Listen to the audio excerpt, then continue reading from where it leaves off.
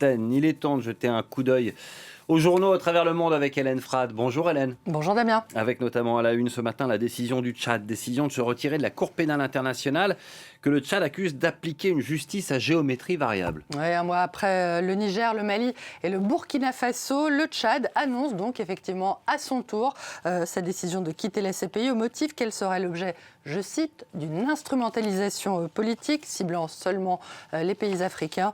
Nos confrères de RFI indiquent déjà que d'autres retraits africains sont attendus en rappelant que N'Djamena était jusque-là une des capitales qui coopérait le plus avec l'aide dans l'enquête sur le conflit au Darfour, cette grande région à l'ouest du Soudan.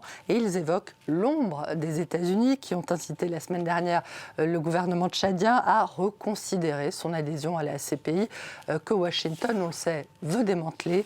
Le quotidien Le Monde précise toutefois que le retrait de N'Djamena ne prendra effet que dans un an et qu'il n'affectera pas dans l'immédiat la poursuite des enquêtes déjà lancées sur le rôle trouble du Tchad dans les nouvelles atrocités commises au Darfour depuis le début de la guerre. En 2023, entre d'un côté l'armée soudanaise et les forces de soutien rapide, les FSR qui sont appuyés par les Émirats arabes unis qui sont devenus aussi un soutien financier indéfectible du président tchadien Mahamat Idriss Déby.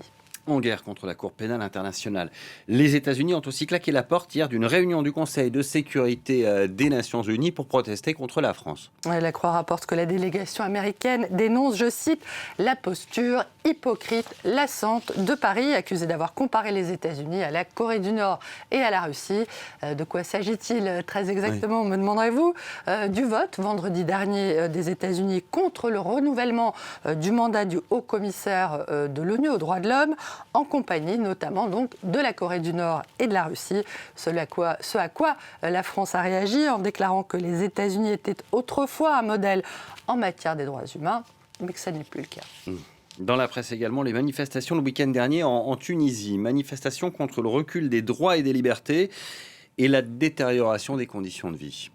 D'après Mediapart, la crise provoquée par les importantes coupures d'électricité ces dernières semaines liées notamment à la canicule marque un tournant dans la dérive autoritaire engagée le 25 juillet 2021 lorsque le président tunisien Kais Saied avait décrété l'état d'urgence, suspendu le Parlement et limogé son gouvernement.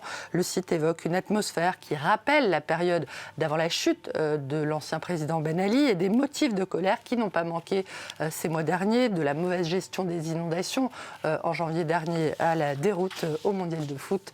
Dans un article qui avait été publié samedi, des opposants en exil ont raconté dans Libération comment Kais Saied a refermé la parenthèse de la révolution de 2011 en faisant taire toute voix dissidente, dont celle de la militante antiraciste que vous voyez ici à côté de moi, Hofren Binous, et qui est aujourd'hui exilée à Paris.